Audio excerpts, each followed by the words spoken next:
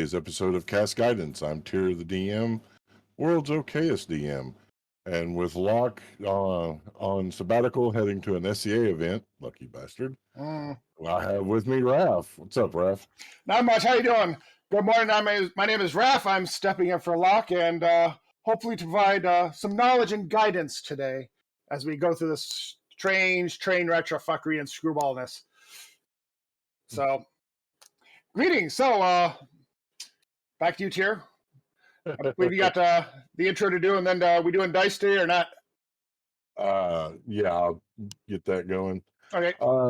Before we begin, I do have announcements, as Raff said. First off, we are for mature audiences only. Non-mature audiences can't handle the sexiness that is me, and the vulgarity that comes from my mouth. If you're not mature audiences, if you're easily offended or offended by things like the word fuck or sexual innuendos, you want to leave now. Secondly, we are in no way, shape, form associated with people like Wizards of the Coast, Pathfinder, or anything like that. We're just two individuals giving our questionable opinions on things.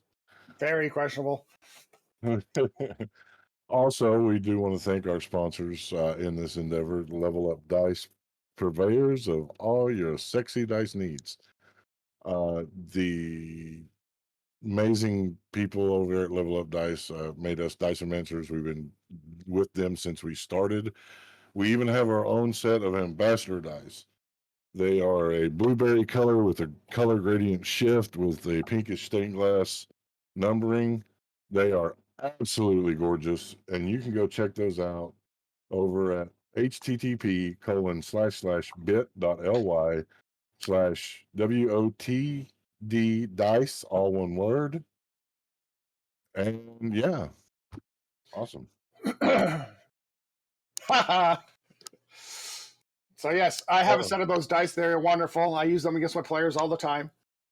How do they roll for you? They roll fairly well.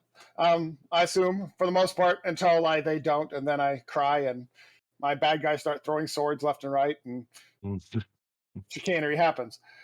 But yeah, I have the DM curse. Whenever I'm a DM, I always roll for shit, no matter what set of dice I'm using. I can change dice. Like, I keep 6 sets of dice in my dice tray when I'm DMing. And it doesn't matter which dice I pick up, it will roll like shit. But now when I'm a player, these ambassador dice, I rolled 3 20s in a row the last time I played. Oh, it was magical. Yes, I enjoy my ambassador dice. But I also did the Kickstarter from them when they first kicked out for the curated dice set. Those worked well. Yes, those worked well for my Pathfinder campaign I play in, actually. So yeah, I have a set of curated for my Ranger Bane. Who's an NPC that has showed up in the games. So I see Hull the Wise has issues with people trying to steal their dice. That's right. Tell them to keep your hands off your dice. You break somebody's finger, they won't try that shit again. That's what I'm saying. I'm playing. Do not break people's fingers. All right. So today we're going to be talking about introducing new players to role playing again. We've covered this conversation before, but it's worth revisiting. And I didn't realize we had covered it before until like 2 minutes ago when I'm like, oh yeah, we talked about this once upon a time. I need to start keeping a catalog of topics, I believe. I believe we've have a long list of episodes to go through. But yes, I guess when you contacted me last Sunday, I was just leaving Adepticon, and you said, hey, want to guest host? I'm like, sure, what's the topic? You said, propose something. I'm like, right. So I turned to my new player we just kidnapped and made them go to Adepticon for fun and say, hey, if you were to watch a show with a couple of DMs talking about DM advice and things that show up in role-playing, what would you want to hear about? And they proposed this topic.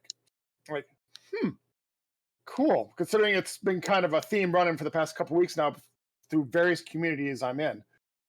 because they were brand new to the tabletop scene when it comes to miniatures and whatnot in gaming. So we took them out to Adepticon. Quick hashtag, I'm going to promote them for a few seconds. If you want to go see some of the best tabletop miniatures and tabletop games, not D&D, but like Warhammer, Star Wars, all the rest of that, go to Adepticon in Chicago. It's a good time. You'll see some of the best paint jobs ever. That's a lot of fun. But they went out there for their first con of that style, and they had a blast. And they sat down on one of our tables and played with us a game that involved big stompy robots. Didn't know how to play. Some of them, here's a stompy robot. Here's how you play. And they were excited. And you could see the energy at the table change when they sat down and were excited about it, because suddenly everyone else got excited and had a good time. And the question became of, well, how do we keep that type of player, that excitement, that new person coming back to the game? Because you could see that energy, you see that person coming and providing that energy to the table. How do you keep that coming back? Well, it's a good question, and it's part of the introducing new people. And you've got to get hyped to get new people hyped. When you're talking to new people about introducing them, to games, here on Cast Guidance, when we talk about introducing, we're talking about tabletop RPGs. But there's, other tabletop games out there like Battletech, Mech Warriors, Warhammer 40K. There's a lot of that. This is still encompasses those. And the first way to get someone introduced is to let them play. If you can talk to someone about creating characters, you can talk to someone about rules minutia, you can talk to someone about all the epic shit that you've done, the best way is to get them to play. Yes. Bar none. I found that I've seen a lot of people start talking to new people, and they start, this is awesome, this is the great things I've done, this is the great, and you see their eyes kind of glaze over. I'm like, no, you've lost them. How do you get them in? And you're right, you have to get them involved somehow. How do you engage them into sitting down and playing? And that's part of the question, that kind of hits this community and others as well. And one of them is, yes, please get them down to play, get them involved in doing something. And once they sit down, how do you keep them?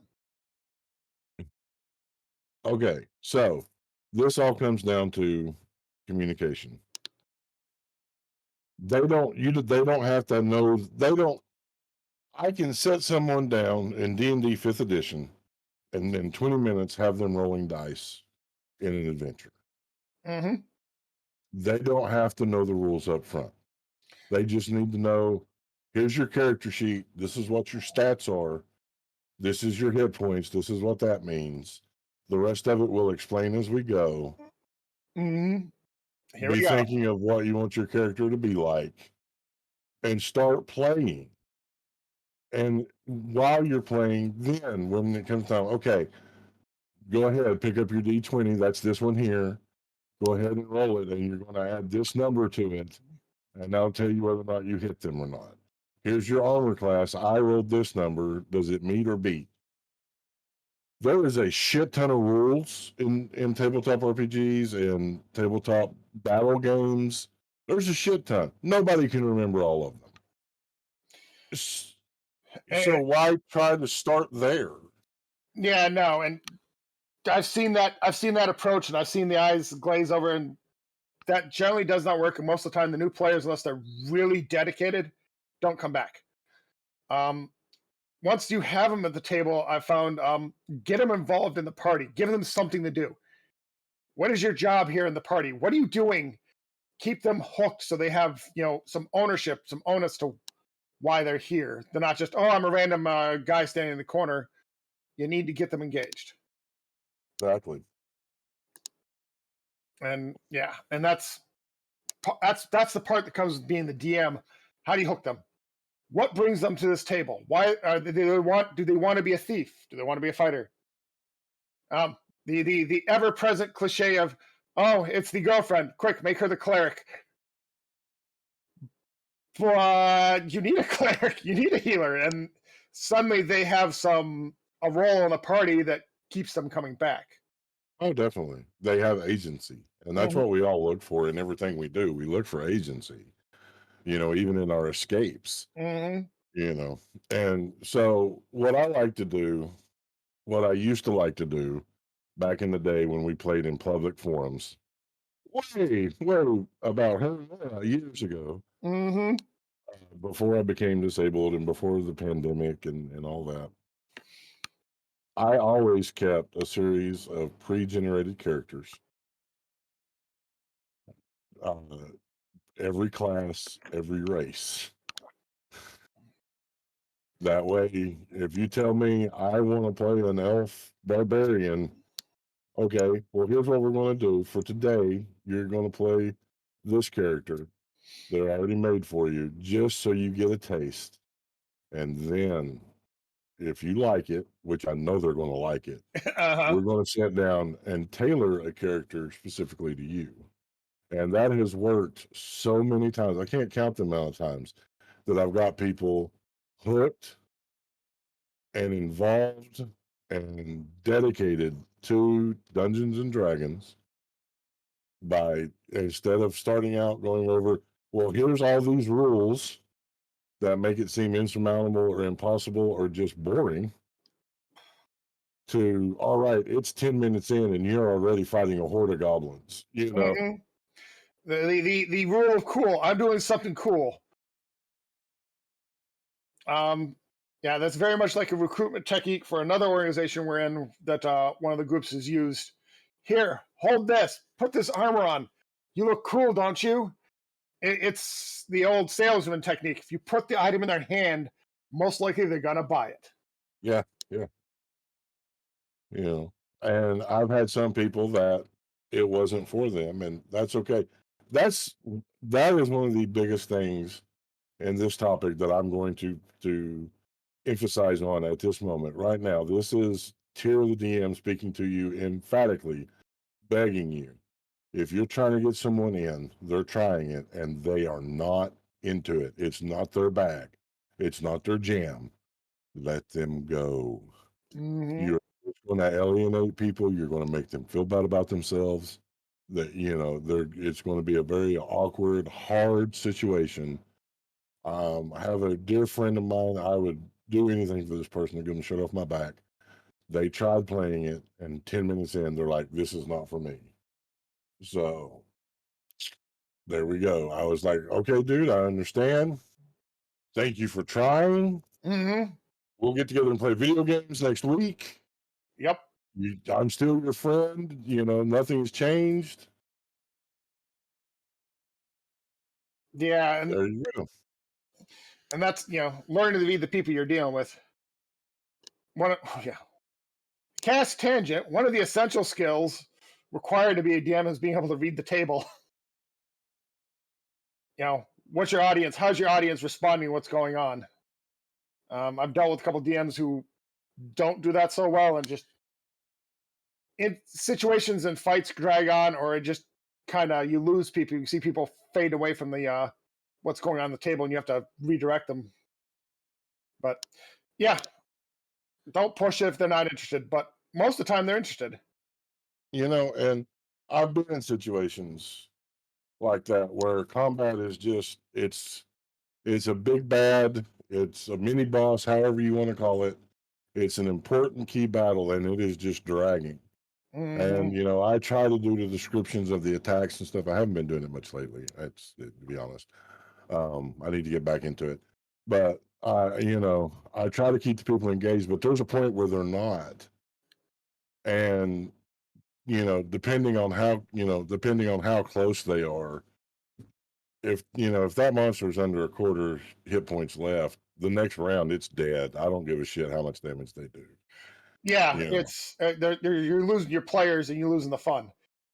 And a lot of it is gauging what's going on, so you can see that, and without hinting at that's coming, so they still get some of that edge of we still could die at this, which is one of the other topics I got on the list. But Which one was that? Oh, dragons and why you should always fear them. But that's my own personal soapbox I'll get up on later. Go ahead. You got me curious. Why should we fear dragons? Because they're intelligent, they cast magic, they're super powerful. Just walking in on one and bashing it with a sword should never ever work. And I've seen so many DMs and casts like, oh yeah, we should go run into the dragon's lair and kill it. No, the dragon knows you're coming. You're not going to surprise the dragon 9 times out of 10. The dragon has minions. You should fear going after a dragon. It should be something you have to work up to and think about. It should be, oh yeah, we're rushing to fight a dragon. No. To me, they're half of the Dungeons and Dragons. It's Dungeons and Dragons. They should be powerful. They should be fearsome. They should be the big bag evil guy or the big bag ally. Or you're going to see the dragon to, hey, we need a favor. Well, it's going to cost you. It should be something on the level of Smog for a fight, not oh yeah, we go in 5 rounds, it's dead without any consequences. Even a small one should still be something to worry about. I can agree with you on that. Unfortunately, 5e dragons are not very powerful. I'm going to be honest. Yeah, I've noticed. On Scions and DQSR, both parties have, taken out dragons. Mm-hmm. And it's stuff like the breath weapon. Now you have to roll a 5 or a 6 to recharge it and stuff like that. It's like they nerfed them, and they nerfed them too far. Yeah. Because I remember back in the second edition days, dragon flying along had 3 breath weapons a day to use whatever they choose. And your first attack was generally from invisibility, you get flamed. What? Surprise round, guess what? And then the fight starts, and then they start casting magic. Especially fun ones. Someone proposed using a whole bunch of magic missiles on a dragon. I'm like, cool. You have a bunch of wands of magic missile. The dragon has magic. He has a spell called Shield. Level 1 Shield. By the way, I'll promote Shield. It is a wonderful spell. Everyone should have it. The first level spell, like, why not? I have a high level character who still uses that spell all the time. Oh yeah, it gives you what, a +5 boost to your AC? And magic missiles are blocked by it. Okay, even better.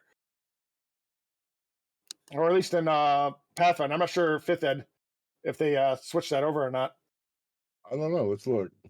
Yep. This is how shit goes sideways on Cast Guidance, folks. This is why we're going to change it to Cast Tangent. There's some, yes.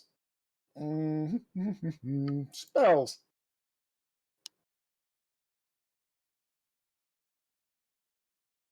Nope, yep, still take no damage from magic missile. Where does it say that under shield? I was looking at magic missile. I look at under shield. The visible barrier magical force appears and protects you. At the start of your next turn, you have a +5. Oh, it's only 1 round though. Interesting. +5 bonus to AC, including against the triggering attack. It is now a reaction spell. Yes. That's a change from older editions, and you take no damage from magic missile. So as a reaction, you can, hey, I now have +5 to my AC, so hopefully you don't hit me. That's a different change from older editions. That's cool though. Yeah, I knew about the +5. I knew it was a reaction. I didn't know about magic missiles. That's pretty cool. Mm-hmm. So this is the kind of stuff. This is where you hook your new people.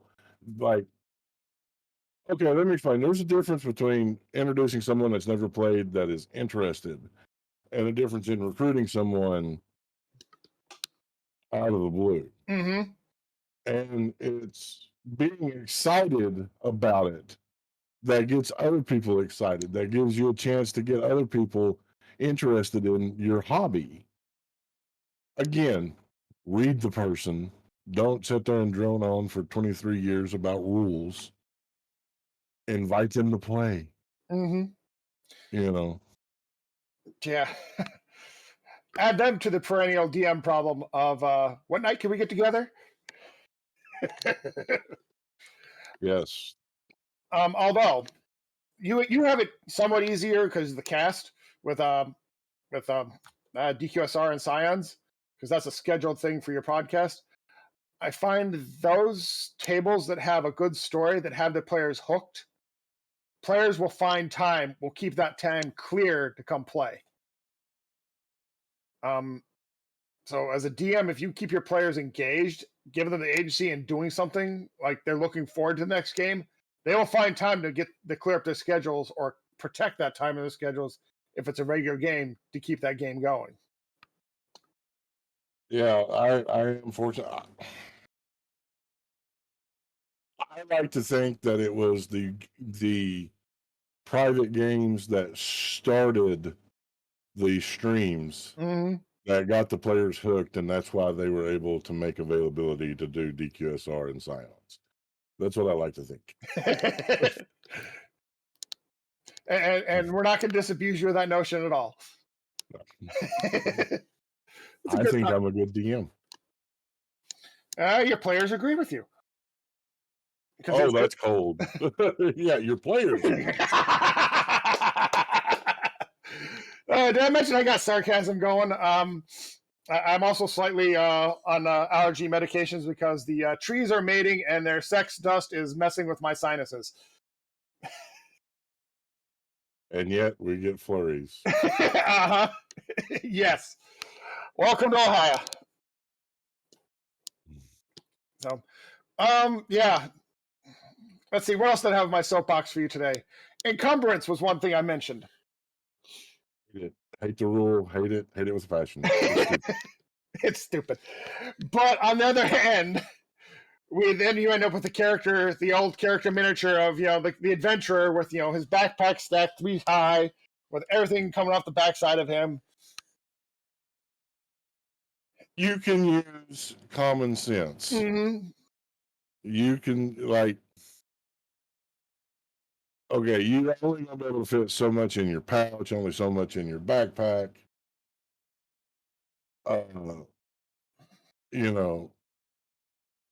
You don't have to bring it down to the actual poundage weight of something. What? You don't have to. Why not? That's a number. Numbers mean things. Because this goes into that monotony of litany of shit that just boring, snooze. And by 5th level, most parties are going to have a bag of holding anyway, so what difference does it make? Bag of holding, bag of devouring. You're not worried about encumbrance. Exactly. But yeah, it came up to my mind because because the actual pound weight of gold, and we're carrying out all these gold coins going, but in the world I'm playing in the world I run, most people don't deal in gold pieces anymore. It's they moved to gemstones, semi-precious gemstones, and the trade market is in gemstones. Okay, you need a 50 gold piece gem to pay for this because gemstones are easy to carry versus 5 pounds of gold, or however it comes out to. And it's made it a very different mechanic, or not mechanic, feel, because they ask for, okay, I have these gemstones. Well, I'll take some of those then. And it becomes more of a trade mechanic or a trade role play when you deal with the merchants. Less of, oh, here's a transaction, like you went to the store, here's 5 gold, here's your money on the counter, and walk away. And it feels a little more genuine sometimes. I can dig that. I like it when there's actual RP with the merchants and barter attempted and such of that nature. It's really cool, and it brings more immersion into the game from your players when they get into it and start trying to barter with the merchants and NPCs and everything. Which will bring me to my next part about new players. And I've said this before. Let me dust off the box. Not everyone is going to be comfortable role playing. especially when they first start. Now, I have come across people that when they first started playing, it took everything I had to get them to say 5 words to me. Turned into some of the best actual role players that I have ever seen. But not everybody's comfortable, and that's okay. They can still experience the immersion.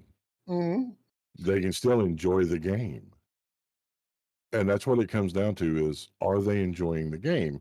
And that's how you get new people to stay is you have them enjoy it. Yes. That very important question at the end of the session. Did everyone have fun? And then maybe follow up with the newer players in private. Okay, did you have fun? What did you enjoy about it? You know, What did you not enjoy enjoy? about yes. As they say in other hobbies, the aftercare, follow up, make sure they're enjoying Yeah. themselves. And yeah, I've seen whole parties fall apart because they weren't until someone told the DM, "Hey, we're not digging this. We're not enjoying what's going on."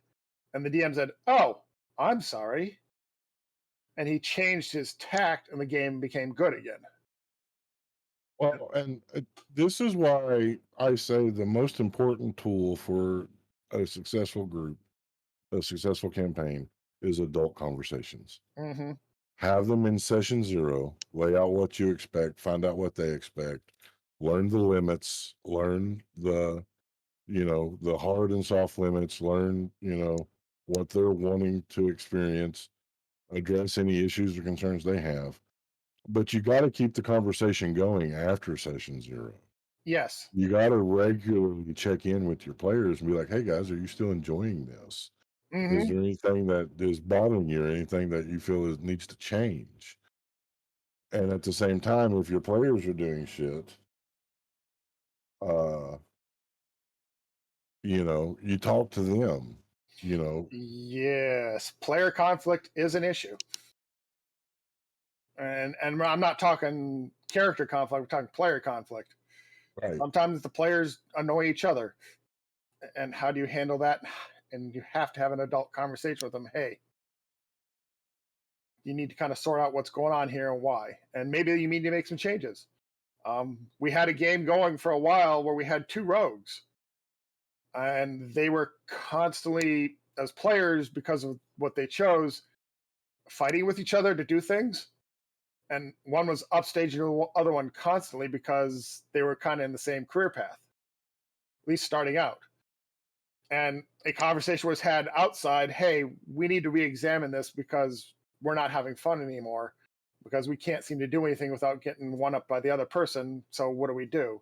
And they end up making an entirely new character, and brought in a different character instead, which worked out well. And it changed the dynamic of the group, and things happened, or things are happier at the table. But it took someone sitting down and having an adult conversation versus the entire group just imploding because people weren't talking. Exactly. Lolly G, which thing that happened with Dandy? I was gonna say, there's a lot Yeah, that happened with Dandy. I need specifics.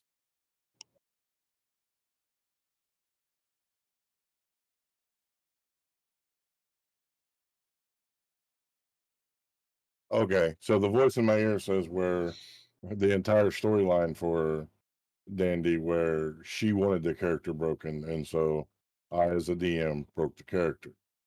That was not something. Depending on the party, depending on the group, you can do something like that without a previous conversation.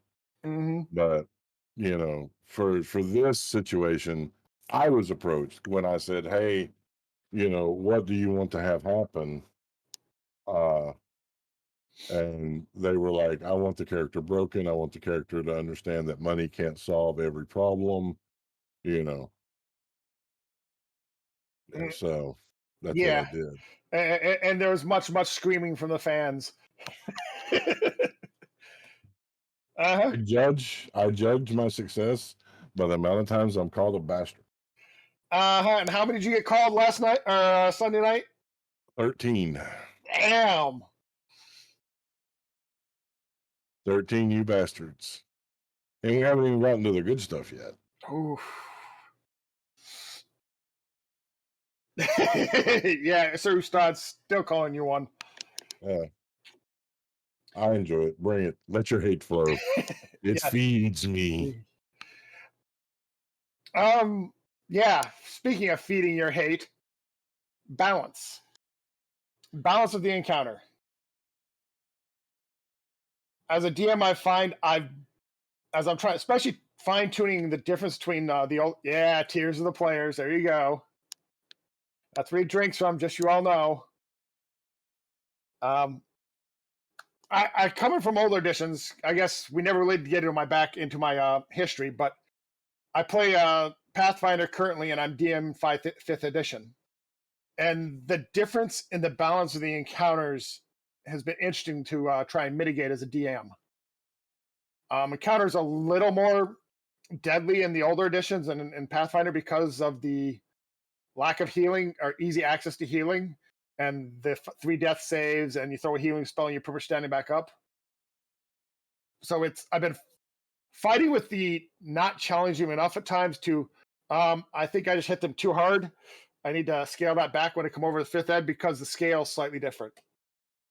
I guess it's been an interesting dichotomy for me to try and work with, especially this last fight. I kind of dumped on them pretty hard, and then I'm like, mid encounter, I had to do they may not survive. And as much as the DM, you going, yes, TPK, no, if the players aren't into it, you got to read your players, but still adding that element of fear. Very rarely will I save my players. I'm that DM. Mm-hmm. Like, I will fed. Let me say this. Okay, so, and I know we're way the hell off topic, but I don't care. It's my show. I talk about what I want to. Mm-hmm. You I know, think there's a cast tangent about 5 miles back. I fudge dice rolls. I fudge them for the players. I fudge them against the players. Mm-hmm. But if shit gets serious, like the combat gets serious and could go deadly, very rarely will I save my players. There are certain circumstances. The very first episode of Scions of Oblivion, the very first one, You mean where Pants was robbed? Pants was not robbed. uh-huh. But yeah. For those that haven't listened, they are surrounded by guards that are, protecting this high chancellor, the head of the Academy of Magic, and the current interim monarch of the kingdom. 30 guards armed. They are 3rd level characters, and the character swings on Jalil, the antagonist,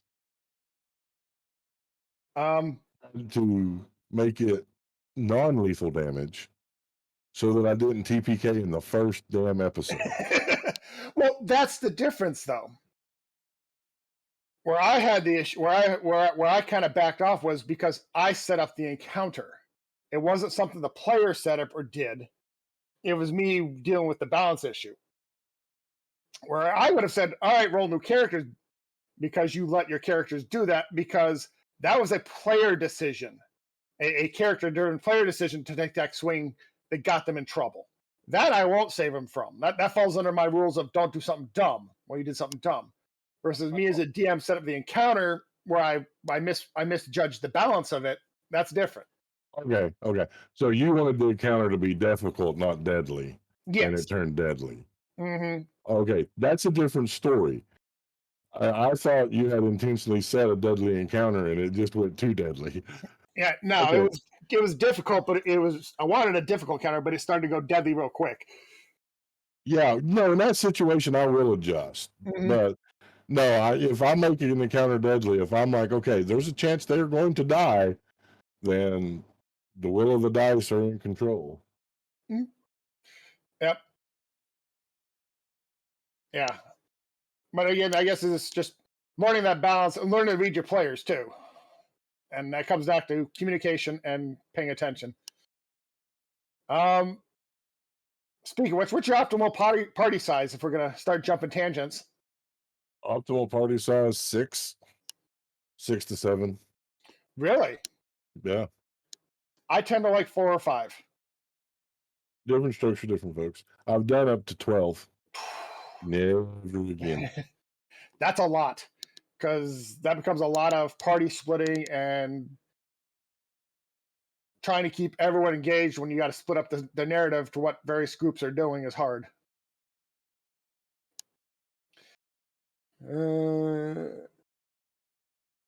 Yeah, as long as says, oh, that's an interesting point. You need death in a game; it makes everything have meaning. And I guess that was where my issue was, Lolly. She says if they can do anything and never have the fear of dying, it takes some of the tension and drama out of the experience. Yeah, I was looking for a different experience where they, oh crap, we could die from this, but I didn't actually want to actually kill them off because, well, then the game would end. There's resurrection. The resurrection is an option, but then I'd have to scramble as a DM. I'm like, but that takes all my plans and goes like this. There's always the option of whatever. What was the enemy? I think I had just I had about 20 orcs, a wyvern and an orc chief, and they were decimating the party pretty good. So you could have had it where they wanted to take prisoners. I mean, there's ways, Mm-hmm. Yeah. But I get adjusting an encounter that you thought was, oh, this is pretty good, to, oh shit, this is really bad. I get adjusting on the fly. Now, my question for you is, do you use the D&D Beyond Encounter Builder? I've played it a little bit, but I haven't used it specifically for this encounter, for our encounter setups, because a lot of my encounters are pre-thought. All right, I know they're going to come into this. Here we go. Unless I'm doing a random encounter, I have used the random encounter tables of D&D Beyond, and those have been useful. So the encounter creator, all you're doing is you go through and select the monsters that you want, and it gives you a scale of how difficult that combat will be. Yep. Based on what characters it will be fighting. And so I go through and pre-make my encounters there. So when combat hits, I just bring up that page. It's already there. It's already got the monster stats and everything. And I know ahead of time the difficulty level. And it's really close. It's really close. I will have to play with that more often on the D&D Beyond side of things for setting up some of these encounters. I think I used it a couple times to gauge out some earlier encounters, but story-wise, I started seeing, okay, they're being chased by goblins and an orc army. They're going to get hit by this roughly, based on what's going on in the world. Right. And that's what the encounter builder's for. You go in and you be like, okay, I want them to fight 10 goblins. Here we go. I'm adding 10 goblins. That. And it'll list them out. You track all their damage and everything there. You don't have to do pen and paper. It's primo. It's chef's kiss. I recommend it. I will have to bring that up and put that on my next attempt. Give it a try because I've been doing pen and paper. But speaking of another tangent to a tangent, what tangent are we on now? I don't know. Speed. How to speed up the table for combat, because combat, when it happens, tends to slow the gameplay down if you're not careful. What techniques do you use? 2 things.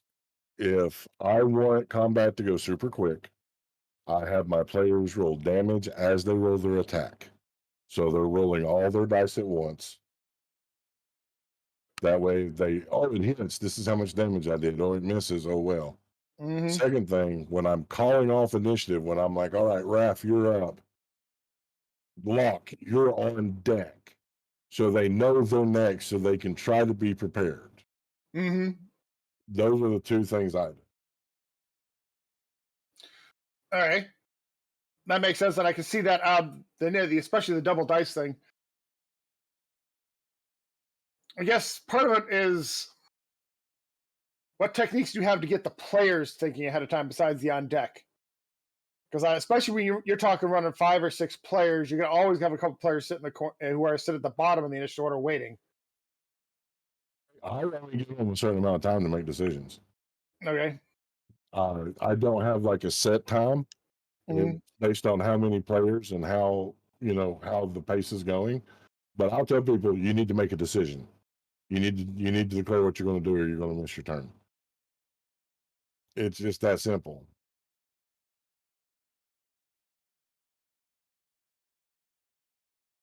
That is an interesting premise, Hola. There's only one thing about it. I do not allow PvP at my table.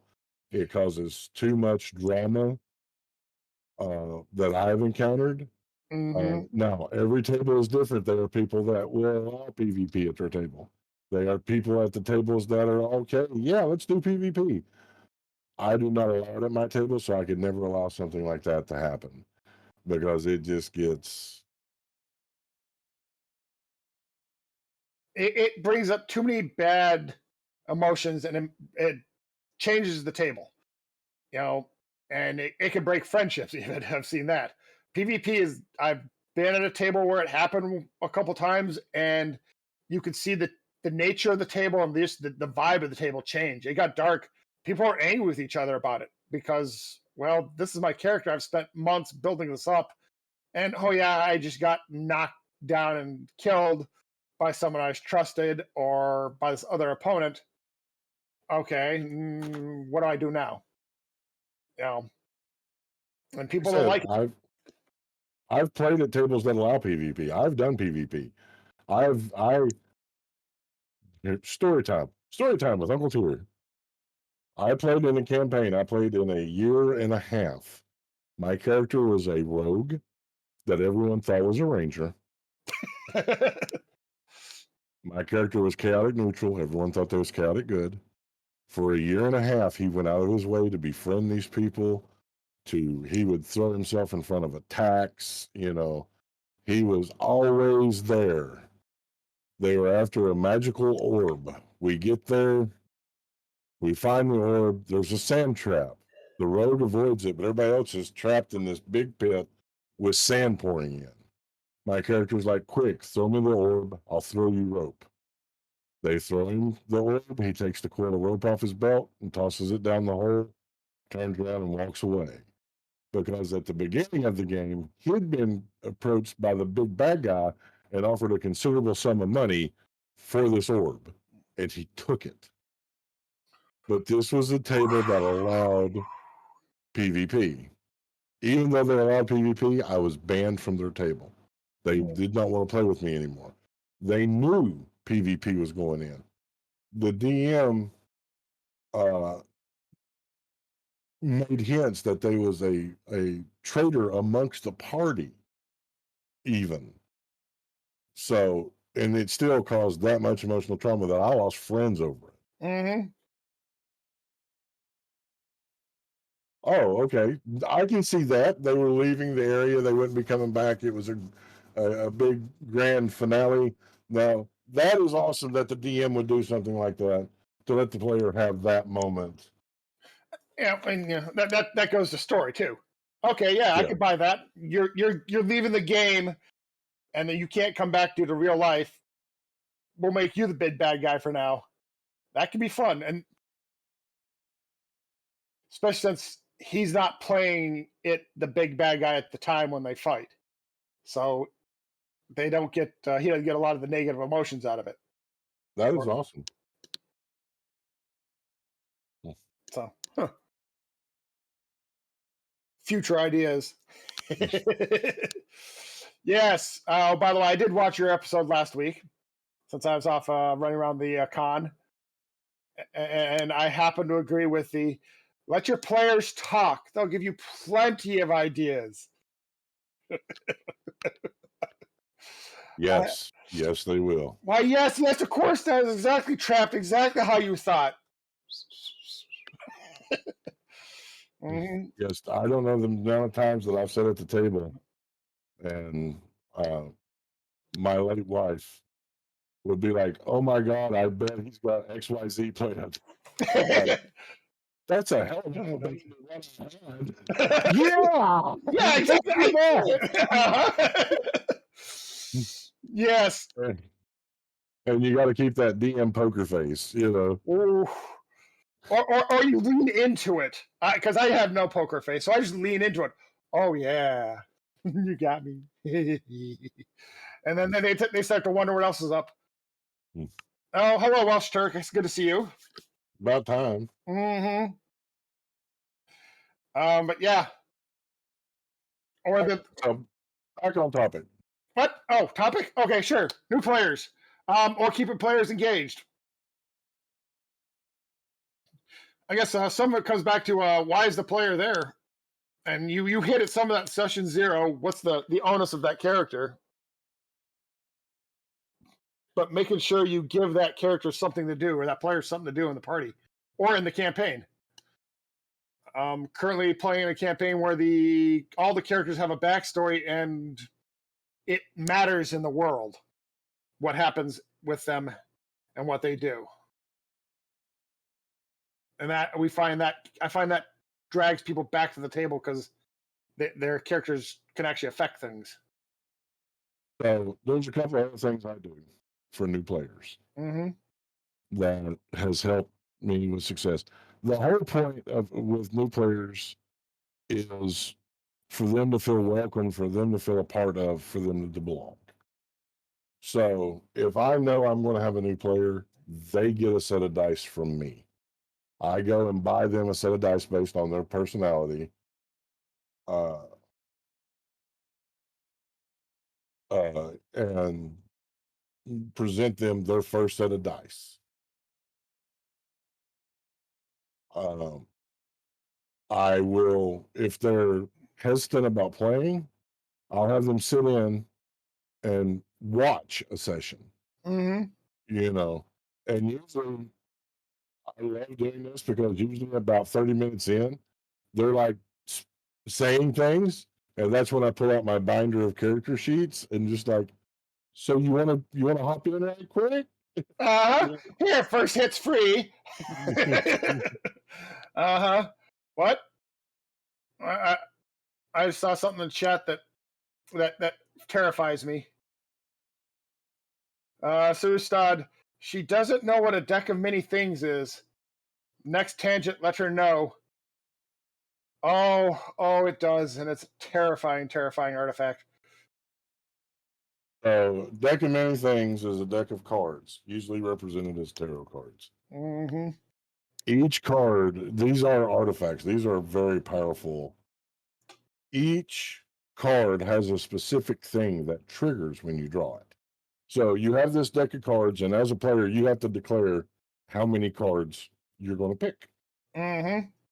So you pick, you draw the cards, and there's things that can happen. Like, for example, if you pull the Jester card, you get 10,000 XP. That's great. If you draw the Fates, the reality fabric unravels and spins anew, allowing you to avoid or erase one event as if it never happened. That's great. Maybe. You draw the Flames, a powerful devil becomes your enemy and seeks your ruin and plagues your life. You draw the Fool, you lose 10,000 XP. Mm-hmm. It's a crapshoot. It is a crapshoot. So that is a deck of many things. Yeah, and most things come with a hook, like the wish spell, and at least one of the decks I've seen, it's never been something I've wanted to do. I'm like, oh, deck of many things. Bag of holding, no one ever saw it. Don't dump out that bag. Because generally you could get some good things, but luck eventually evens out and you start pulling the bad things too. Yeah. And the bad things are really bad. Like your soul is trapped in another pocket dimension, and people have to try to find you, or you just have to make a new character. Like, I know you enjoy chaos, but this is not good chaos. It is it was bad for other players because it can impact the other players. It is bad for you as a DM. It's not bad, it's just troublesome. Yeah, it can be. It can be. You have to manage the consequences of the cards being drawn, and they are random and very powerful. It's like, yes, you said, oh, you erase an event that happened. Think about that for a second. that could change the very nature of your campaign and your world. So yeah, as a player, we got handed a deck of many things that I said, "Hey guys, look, something shiny over there," and I got stuffed in the bag of holding and forgotten about because no one really wanted to deal with it.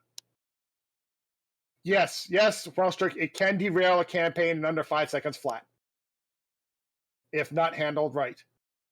Yeah. Twitch.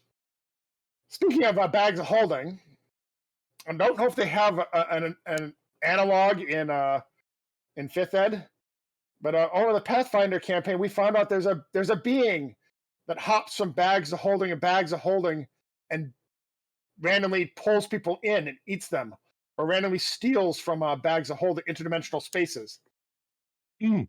I'm like, oh, ask us how we know because we found him. But I was like, that's for those DMs out there who got people who rely on their portable holes of bag of holding too much. You can always have this being pop in and swipe something, and they have to go find it, or try and pull a character into the bag of holding randomly. Yes, the bag man. Yes, Tannen, the bag man. You're a jerk. Apparently, my DM is now online in chat now with us. Oh, welcome. Yes. I'm Tier, World's OKS DM. Thank you for joining. Mm-hmm. I have had the I've had the pleasure of DMing Raff as well. Mm-hmm. So, but yes, right. So where are we back? Oh, players. Keeping players engaged. We have this tangent problem. that's why that's cast guidance. You know, that's Mm-hmm. You've seen. Speaking of players, you've seen all the clickbait articles out there. There's this type of player. There's that type of player. You have the min-max player. You have the quiet player. Blah blah blah. What player, I guess, for you, Terry, do you find the most troublesome to deal with? the cheaters. Okay. There's always been a problem, and you will have players that will. I don't read my. I will every so often go through my players' character sheets. Mm-hmm. You're an adult. It is your job to know what you can do. Yes. But you'll have players I've encountered in the past where they omit parts of an ability or a spell so that it has a different effect, or things like that. Those are the worst. Those are the worst. Thankfully, I'm not dealing with any of those now. But that is the hardest problem player, Mm-hmm. in my opinion. I can see that because you have to be up on the rules when you deal with them, then, because they're constantly. I can understand because I've done occasional forgetting things. I'm like, oh yeah, crap, that doesn't work that way anymore, especially with the amount of rules out there. But that player I can see causing a lot of problems. I guess on my side, I find the issue. The player I find most difficult is the min maxers, I guess, because that mindset of I'm going to destroy everything in one or two hits, or I'm going to be so powerful one way that. I guess to me, as a older player who's been playing forever, that play style no longer appeals. Right. I can get that.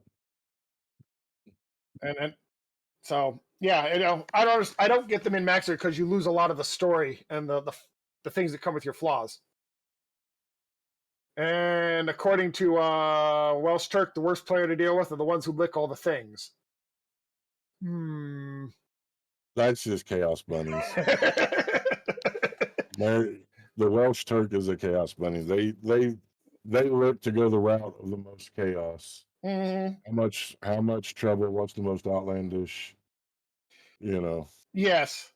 And as a DM, they're not bad to deal with a chaos bunny. You just have to be careful of the choices you give them. Or you give them very bad choices. Or just watch. Yes. Oh, that was. Picture this. this last weekend we had a narrative Star Wars Legion game where you got the Empire and the Rebels duke it out on a planet, and we had an objective for the game, an 8-player game, 4 on each side, to get one object to the other end of the board. Whatever side got it to the end of the board won the game. Now here's the fun part.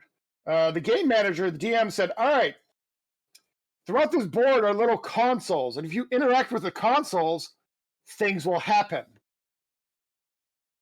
And what we all heard was there's giant candy red like buttons all over the place, and you can push them.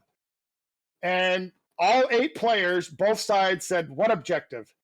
And the rest of the game was just random chaos as we were running around pushing every button we could find.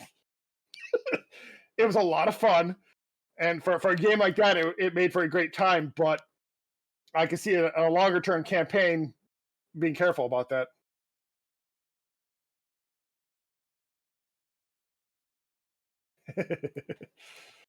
But, chaos can be fun too. It keeps things light in some ways, or keeps players on their toes. I'm gonna say, we got anything in chat people want to talk or ask questions about? I'm just trying to catch up on chat. Mm-hmm. I don't do any in-person stuff anymore.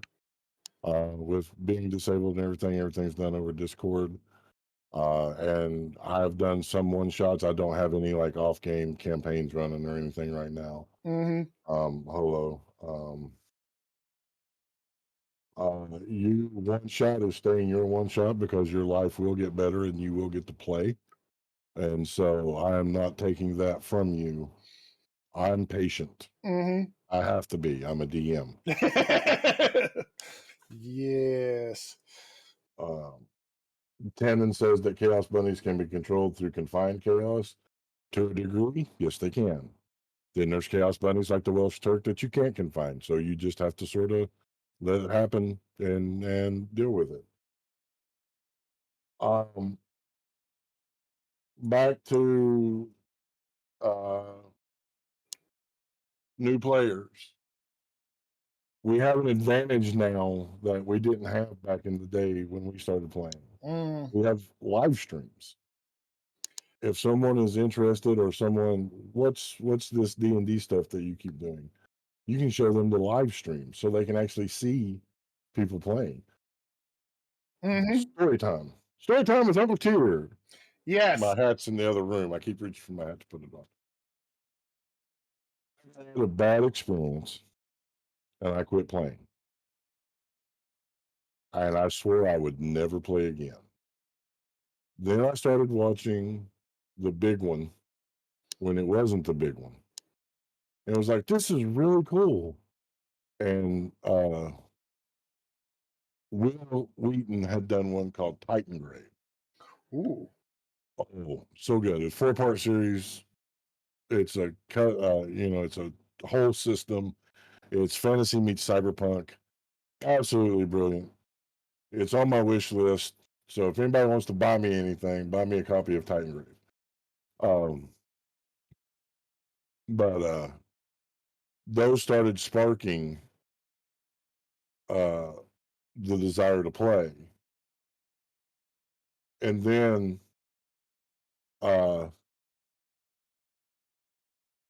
they had free RPG Day. So free RPG Day happens at local gaming stores and comic book shops. Yes. Where you come in, you sign up for sessions, and you get introduced games like D&D, Shadowrun, Cyberpunk. And you actually sit down, there's pre-generated characters. You sit down, you play through a little module that like Wizards of the Coast or whoever has put out for the free RPG Day. That was my introduction to 5th edition. I fell in love. So live streaming is another way to get people in, get people involved, get people excited. Mm-hmm. Yes, and that's the word I think we keep using, excited. Because if they're excited, they'll keep coming back. If they're excited, it makes other people at the table excited. And that keeps them coming back too. And that's something that I think sometimes DMs are afraid to let bad things happen because they're afraid they'll kill that excitement. Mm-hmm. You won't. You won't. Players relish the good and the bad. If done right, the players, because it's an experience and it's something for them to talk about. Mm-hmm. Yeah. And that, so if done properly, they will relish it and be just as excited because, oh shit, now this bad thing's happened. Now what do we do? What? Nothing bad ever happens in campaigns. No. Wait till we get them hooked, then we throw the bad things at them. Oh. I think another thing that if you have someone that's seriously interested in playing and you can get them to sit down and try the very basics of a game, even if you're doing just a little one shot with just them, just introduce them to the mechanics, like a little hour, you're a ranger, you're on a boar hunt, or something like that, something to introduce them to the mechanics. Ooh. If you think they're seriously going to be interested and you can afford it, get them a player's handbook. Yes, I can see that. It just I giggle because it reminds me of Mem of buy me these books so I can give them to my players since they apparently none of them have it. It's this book called The Player's Handbook. Mm, but with the advent of D&D Beyond, whether you agree with their pricing scheme and how they do things, as a DM, I found I could share my books that I have on D&D Beyond with everyone in my campaign, so they have access to all that stuff. And on that aspect, that makes it much better. It used to be in the old days where you literally had to physically trade the book around for people to look at. The fact I love D&D Beyond, I swear by it, I use it. Mm-hmm. I absolutely 100% positively endorse D&D Beyond. I gladly pay my yearly subscription every year in the March, early April. It's coming up next week, I think, week after next. Mm-hmm. Because I can share the content. Yes. But there's something about putting a player's handbook in somebody's hands that will encourage them to read it. And as they read it, and I'm not being a smart ass going, read the damn handbook. As they read it, they'll start getting a feel for what they want out of the game, what character they want, and it'll help build that excitement. Because that's what it comes down to, building that excitement, maintaining that excitement. Yes, and as facetious as jaded DMs as we are, you are right. Reading the handbook would gives them an idea of what is possible, and then they realize with D&D Beyond that everything's possible, and then they just have to make a decision. Speaking looking at the time, I'm going to interrupt you here because looking at the time, it's time to go on break. Okay. So we're going to take 10 minutes, get our snickety snacks, our caffeinated beverages, do everything we need to do, and we'll be back. Thanks for hanging out, guys.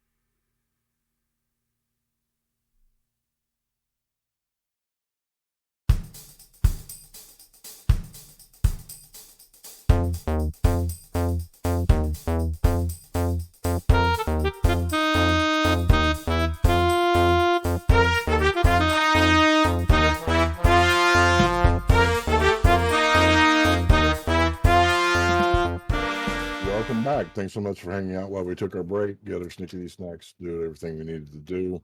Today we are Cast Tangent. We need to change the title from Introducing New Players to Catch Tangent Part 2. Something like that. So, I had a question for you as I came up on the break. I've been DMing for several decades, and only recently have I actually got to be a player again. This Pathfinder campaign I jumped in about a year and a half ago, 2 years ago now. It's the first time I've played in probably a couple of decades on the player side. Okay. As you know, as a DM, does that change how you approach it as a player, as you think about the campaign, what's going on? I don't understand the question. I'm extremely medicated, so Okay, as a DM, because you know everything in the background, you have a general understanding of a lot of different rules and how to make a campaign run. How has that affected you when it comes back to being a player, when you step in as a player? So the biggest way that it's impacted me is I don't give a damn if my character lives or dies. That's just because characters die. So when I make a character and I'm like, how much fun am I going to have with this character? And then I use the knowledge that I have when I am creating the classes or whatever to get the most bang for the buck.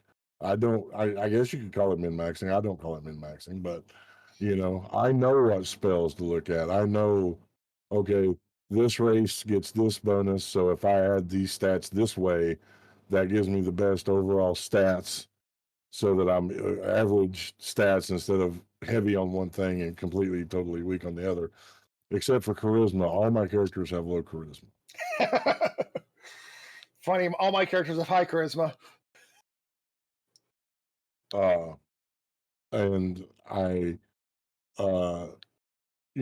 so it gives me a better command of my character, gives me a better command of the situation of what's happening, especially like in combat and stuff, and allows me to think quicker on my feet to have better outcomes. So it does help there. How it gets in the way is, well, I wouldn't have done it that way. Yes. And I never voice those out loud because it's not an insult to the DM. It's just, I wonder why they did it that way. That's an interesting take on XYZ or whatever. Mm-hmm. I have nothing but respect for the DMs I've played them. Yes. So, As I've enjoyed playing again, it's just, it's like I said, it's changed how I look at things because coming back as a player, especially a longer running campaign, I look at it and go, well, we could go that way, or it could go this way, because I have the logistical background to understand how a campaign should run in some ways versus just a player, and it's changed my perspective a lot coming back as a player. I'm trying to figure out where I'm going with this yet, but I like the way Tannen says it, that as a forever DM, they have to step way back because the rules and everything are up to the new DM, the new storyteller. And that's why I said there's times that I'm like, that's interesting. I wouldn't have done it that way. But it's their table, their DM, their rules. Yes. And so I have to adjust, and I find that you do adjust easily and find myself getting into the immersion and playing and having fun. Yeah, I do adjust, but just every now and then I find myself stepping back and going, that's interesting. And then, okay, why did they start not questioning, wondering, like you said, wondering, okay, that's an interesting take. Why'd they go that way? And then I start doing well, does that make it go this way for me? It's harder to handle the metagaming, I find. Yes, that is one thing I will say. It is harder. I have to force myself not to figure out where the story's going. Yes, it is harder to handle the metagaming because of that fact, because you've spent so much time building the meta. Yeah, and especially on my end, because I do not have your gift for loquacious descriptions of the environment of what's going on. I make up for it for being very prepared. I have things organized, prepared to handle whatever my players may or may not do to me. I even know what's going on in the far reaches of the planet in general, the bird's eye view, just in case someone gets the wild bird up the butt to take a left turn and just go that way because they can. Not organized. I know what's going on in the world. I will sit here because Linus Kesha is a living thing, so shit's Mhm. always happening. I will sit here during the week and make rolls and stuff like that for things. Mhm. Uh, but I am not organized in my prep, and so I wished I was more organized. I wished I could be one of those people that sits down and preps in depth. But because the way that my ADD affects me, if I do that, then I'm stuck in this mode of these are the things that have to happen. Mhm. And then a player will inevitably come out of left field with something completely, and it breaks me because now I'm like, well, what the fuck do I do? Well, Whereas you haven't shown if that very much. whereas if I just write down a couple of bullet points of these are things that's going to transpire regardless, Mhm. and improv the rest of it. 99% of what I do as a DM is improvisation. Yes, and it's off the top of my head 99% of the time. It gets tiring. I'm exhausted by the time we're done, but that's how I DM. Mhm. And so that allows me to be able to bounce and weave and bob as players throw monkey wrenches like force cage, you know.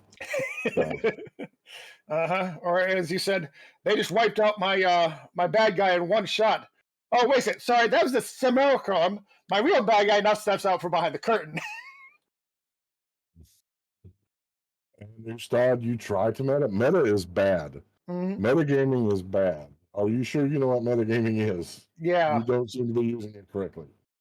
For metagaming, it is for those new in the audience or don't understand metagaming. Metagaming is using information that the character would not have to influence the character's reactions, and that's generally considered bad form because it causes you to step out of your character and causes you to do things your character wouldn't do. It's improvised to a degree. There are people that sit and plan out and know have plans and preparations for 6 different things that could happen in their session and have planned stories and all that. When I sit down and make a campaign, I know the ending and I know the beginning, and that's Uh, all I know until it happens. So there's different levels of improvisation. Fuck mhm. words. There's different levels involved. Yeah, and see, for me, when I set up plan my campaign for my fifth ed campaign I'm running right now, I've got an end state and I got a start state, and I have a general path of how it's going to get there because the world is going that direction. Now the players can influence it one way or the other, or in theory, if they do something strange, totally derail it. But I have a general idea what's going to happen, how it's going to happen, and the players then decide what they're doing about it. And this brings back to another soapbox for me to get on. And this especially uh, directly involves bringing in new people. Mm. Let people try shit. Let people will come up with the craziest shit. Let them try it. Give it a number, let them roll it. If there's no way, if it's impossible, it's impossible. Mm-hmm. If they want to seduce the dragon, they're not seducing the dragon. You let them know. No. But if they want to try to make a deck save to leap from, off the side of the building and catch themselves on the awning and stuff like that, let them try it. That makes for great moments. Even if they fail, it makes for great moments. Mm-hmm. And or hey, if you roll a natural 20, yes, you can intimidate those orcs. Sure, they'll never roll a natural. Oh, son of a.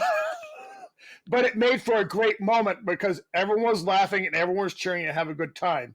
I don't know if we caught this on stream for high end. One of my players in the 5th ed jumped down and killed an orc and had a whole bunch of orcs in front of him. And he said, "Can I intimidate them?" I said, "Yes. If you roll a natural 20, I'll let you intimidate them." And sure enough, there comes the natural 20. I'm like, but it made for a good moment. And people talked about it and they had a good time with it. Yeah, and that's the thing is good moments, man. Excitement, enjoyment. Yep, and those moments that they're talking about decades later about this happened in your game like 10, 15 years ago. Remember that time? And they still bring it up. Those are the moments of the DM I live for because that means you affected something. Tanner asks, it sounds like both of you have a ticking clock method of plot. Does this work well, or do you need to change your ending a lot? It works well for me. I don't change my ending. I may change how it gets there. Like when I sit down and make a campaign, Scions. I'm going to use Scions for an example. Scions has 5 possible outcomes, and that's it. There's 5 things that could happen. And depending on which route the players go, depends on which route that they lead to out of those 5 things. But one of those 5 things is going to happen. So I don't have to change my ending a lot when I'm building campaigns. Mm-hmm.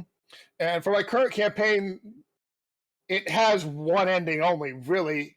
But what's going to change with the players is who's on top at that ending. They're going to change the nature of how that ending looks. They're involved in a civil war at this point, and they've chosen a side, and they're going to affect the outcome of how well their side does in that civil war and what the end state of that region looks like after the civil war is over. So yeah, it's ticking clock, but they still have agency in what it looks like at the end. Yeah. So that was actually a really good question. Yeah, really good questions. Thanks. Thank you. Any other questions, chat? We've pretty much beat the dead horse on the new player thing.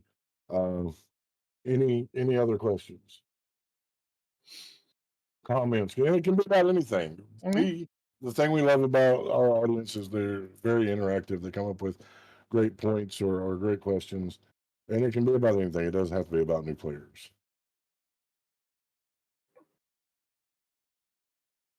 But did you say Yes, the players did speed up the end, but there's still 1 of 5 endings that's going to happen.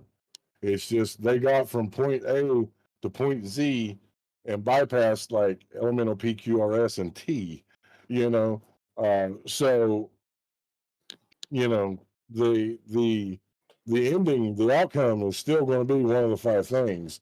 It just got here quicker, and that was you got to be prepared for stuff like that. Yeah. Yeah, exactly. Hey, we're gonna skip or be prepared for the fact they skipped NLP and Q, and they're all the way to U now, but now they jump back to B. What? And that's a possibility. Mm-hmm. And yeah. And some of that involves just how you set up your world. Like my current world is a united world, or a unified world, and that things go on the other side of the planet that still affect what players are doing here. They may not know what it means. I did steal the random magic, Wildstorm magic that rolled through on them. They thought it meant it was something they did. It had nothing to do with them. It actually is from a campaign that happened several years ago in this world that happened to roll right by them about the same time frame. But it gave them something to think about.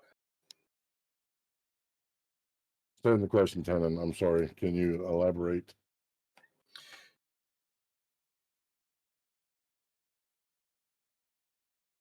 Do you instigate table dives at the table rules? Oh, as in no No cell phones, no whatever devices at the table. In person, yes. As a DM, I'm the only one who gets a cell phone at the table. Generally put down, or if I need to look something up. I generally don't like having other people having devices at the table because it distracts them from the play, and then it's hard to get them out of their Yeah, phones. yeah. Live in-person games, no.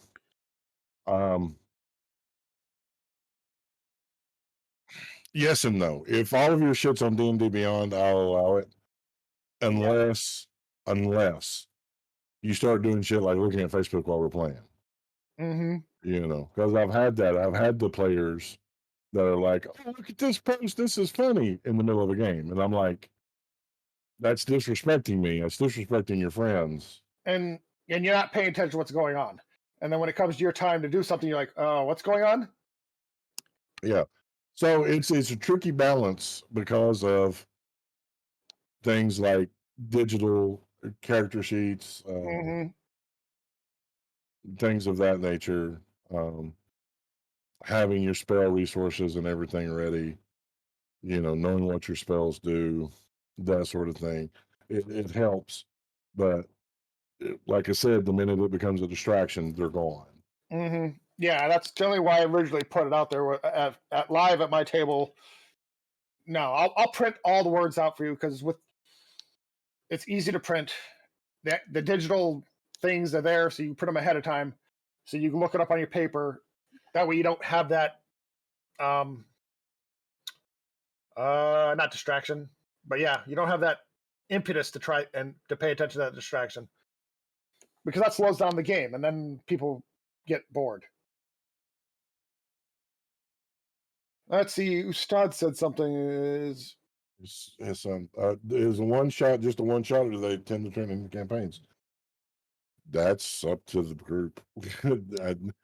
When I run one shots, mainly they're one shots, because if I'm going to do a campaign, then I have a specific storyline and everything built out. I want you guys to start at low levels so you can work your way up or whatever. But I'll run a series of one shots for people where they can get higher level gameplay in so they can experience. some more epic abilities. Yeah. Yeah. Speaking of one shots, though, they do have a place in my campaigns. Especially the beginning, this fifth ed. In order to get people into fifth ed myself, I borrowed a one shot from Steamforged Games, their Epic Encounters. I've run a couple of them now, and it worked great. It's a nice box. Here we go. Quick couple encounters. It worked well to get people into the rule set and into the game. And because they're contained, they're fairly easy to wedge into your world somewhere. So yes, I use one shots on occasion to do that, especially if I'm just getting people started. Yes, Lolly, you're right. It's also a good way to feel out. It was a good way for me to feel out the group I was working with before I hit them with heavy campaign stuff. Was all right. Let's do this one shot that's in the campaign, but okay, how are you guys going to work together? How are you going to function as characters? So I have an idea.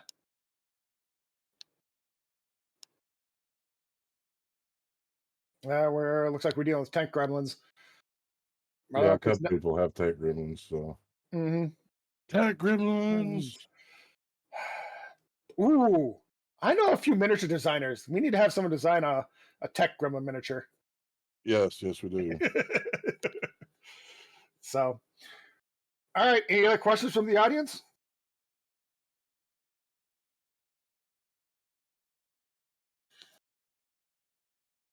And while we're waiting on that, I'm going back on this. Here we go. Okay, so we've talked about this before. I'm going to address it again. There are two things out there that impact new groups, new players, new sessions.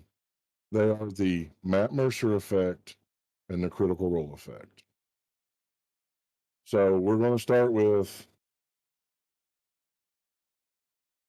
the Matt Mercer effect. Matt Mercer is an amazing dungeon master. Matt Mercer is an amazing voice actor. Matt Mercer has all the time or however many hours in the week to put together sessions. He's, professionally trained actor and such. Not every DM is going to be Matt Mercer. It's okay. Let your DM be your DM and give the game a shot. Mm-hmm. The critical role effect. Not every player is a professionally trained actor that knows how to pull and push and prod and prompt for in-depth RP conversation and moments. It's okay. Let it come naturally. Yes. Yeah. Give your DMs a fair shake. Give your players a fair shake, and always err on the side of ignorance versus malice, and just let them go. Ustad had a question for us. I'm curious how you decide to make a campaign selection versus just an occasional one shot. Are you talking about taking a group of people and saying we're going to do a campaign, or are you talking about what the actual campaign entails?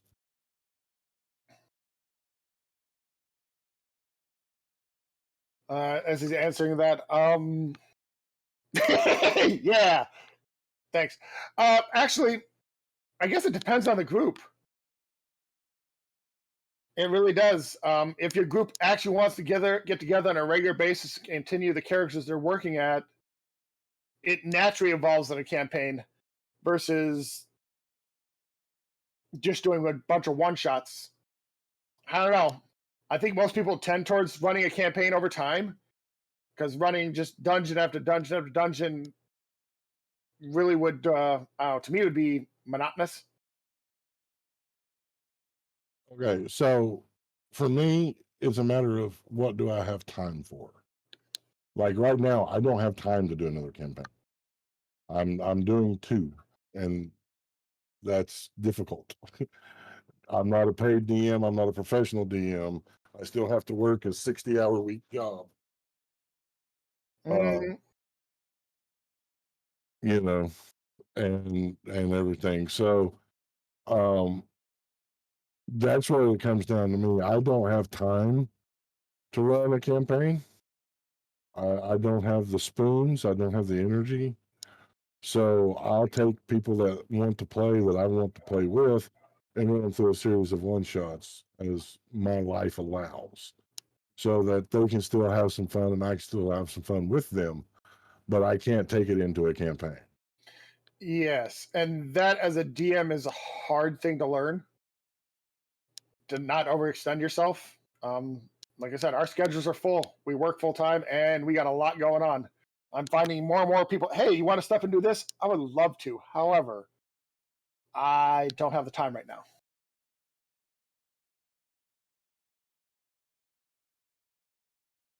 So, So hopefully that answers your questions, Todd. mhm. And it's okay to be shy when we do your one shot, which we will do your one shot. We just got to get it planned and do some maneuvering. Uh, it's okay to be shy, but it'll just be us. It's not like it's streamed or anything, so it's not like you'll have the 80 some people watching. Nope. Yes. Oh, there's a question. Streaming. I know you've Locke have touched on that throughout your cast guidance time here. Has streaming changed how you gaming versus not streaming? No, nope. It's all the same. The only the only thing that's changed is when I do in person and not streaming and stuff. I don't pay attention to time, Mm-hmm. but because I get so into it, I sometimes don't notice that my players are getting tired and want to stop. No, players don't ever want to stop.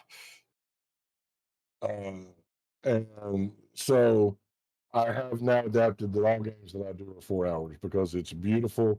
It gives time for RP, it gives time for combat, and you're not mentally toast at the end of it. Mm-hmm. What about you? Oh, wait, you don't stream. No, I don't.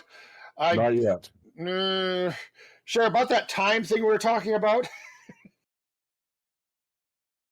Does something have to inspire you to create a campaign, or do you just find situations that make you want to put people in a campaign? Ustad's asking, what's your motivation for making a campaign?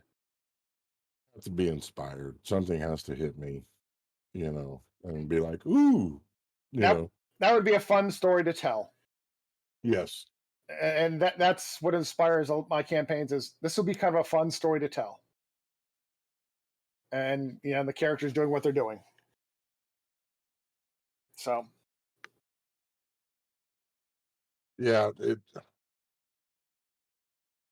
And Locke is notorious for this shit. He will start putting ideas, and what? one will take hold, and I'll wake up at like 3 o'clock in the morning going, "What about this?" And yeah, And then you write it down in your notebook because hopefully you get to it someday. Yep. I no longer keep a notebook beside the bed. I need to.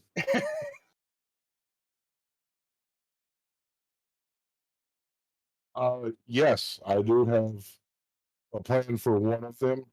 See, unfortunately, Scions and DQSR are interconnected. So when one ends, the other one's going to end. I do have an idea for one of them. Uh, uh, so yes, I do have an idea. I've got a couple of ideas. Speaking of, since you were running a twinned campaign, 2 different sessions, 2 different parties, and you have an ending coming up, timing. How is that going to be an issue for you? The timing of that ending for both parties, keeping them kind of in sync to hit that ending mark. No, because uh,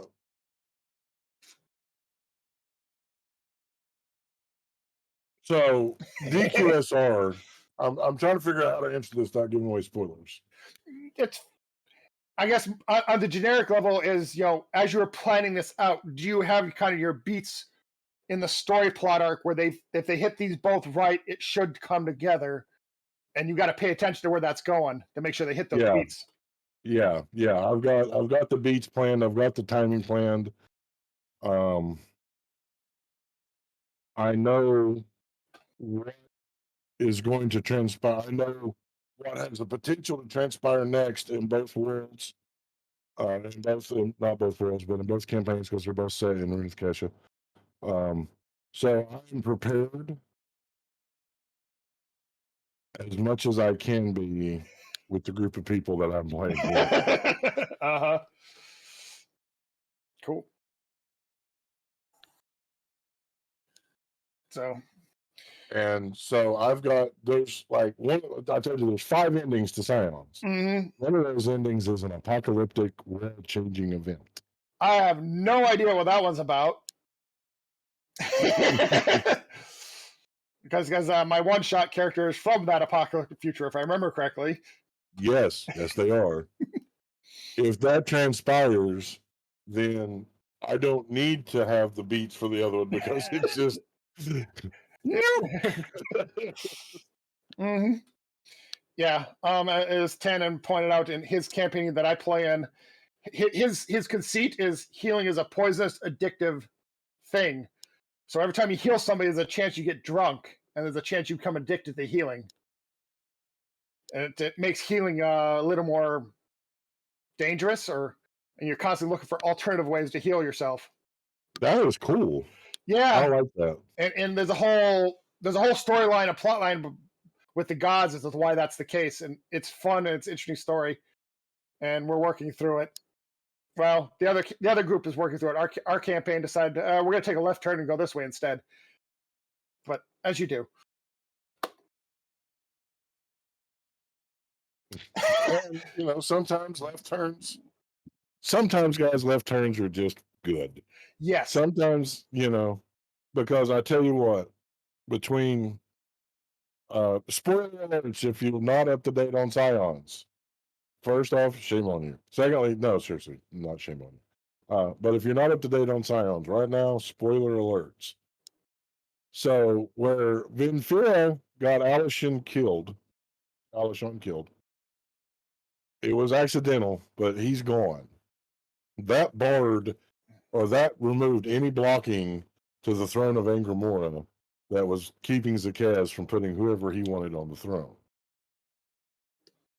So he put Lilith on the throne. However, Venfura is one of the rightful heirs to the throne. But what had to happen was they had to be recognized as the queen of Angramora. Someone or something had to recognize them.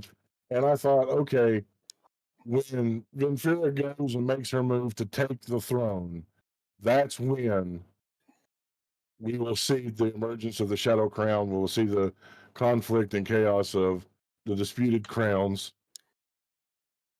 And then Patrick goes and acknowledges Venfura as the queen of Angramora. Not needed to happen. So that's not enough monkey wrenches. There's a goddess's soul in a ring of mind shielding, because when you die wearing a ring of mind shielding, your soul can go into the ring.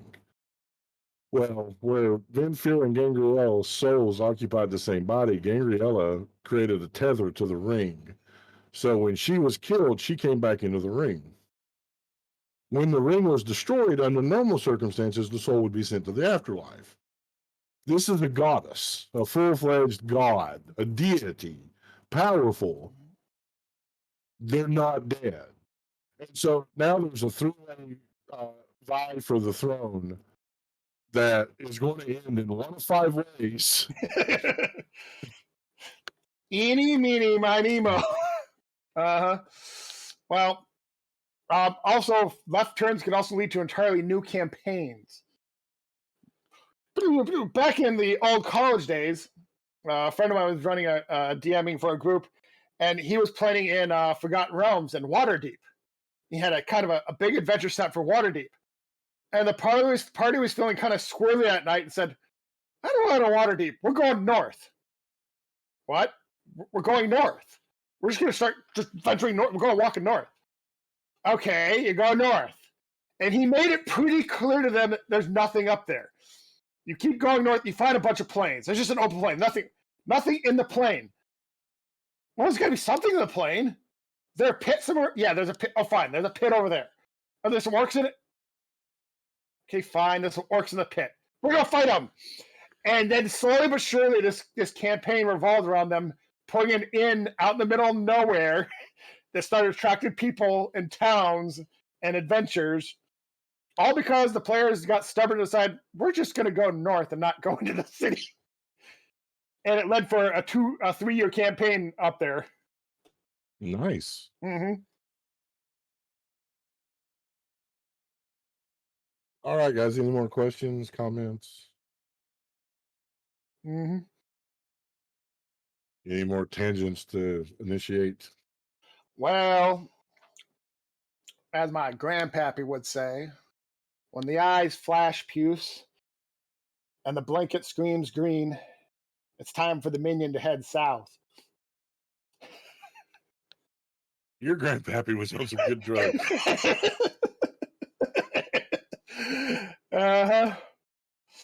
Oh, that character's been kind of fun.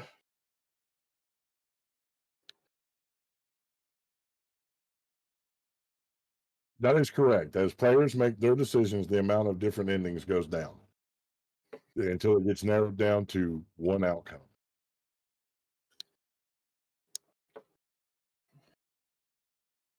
So there's only so many roads before them,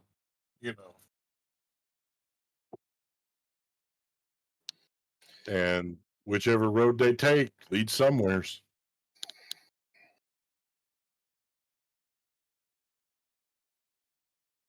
So.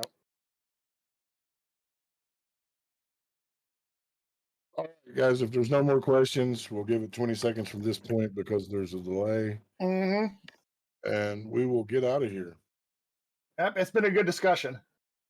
I've had fun. Yes, it has been I hope fun. you have. Yes, I've enjoyed myself on this cast.